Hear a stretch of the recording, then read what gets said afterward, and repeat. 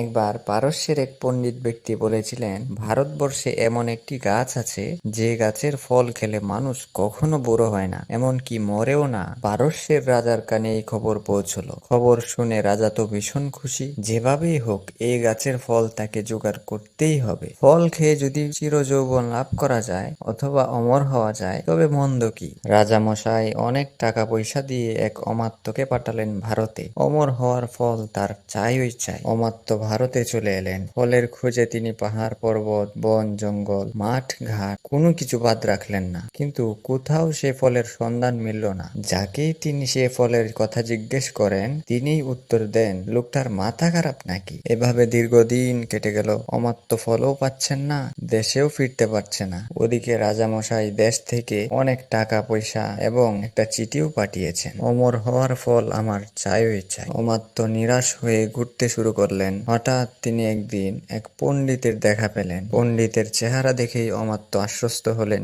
এই ভেবে যে ফেরেশতার মতো এই লোকটি তাকে অবশ্যই সাহায্য করতে পারবে। তিনি সাহস করে তার কাছে গিয়ে বসলেন এবং রাজার উদ্দেশ্যের কথা পণ্ডিতের কাছে খুলে বললেন। পণ্ডিত সব শুনে হা হা করে হেসে ফেললেন। তারপর অমাত্যকে বললেন, এই গাছের সন্ধান তুমি এখনো পাওনি? তবে শোনো, এই গাছের নাম জ্ঞান বৃক্ষ।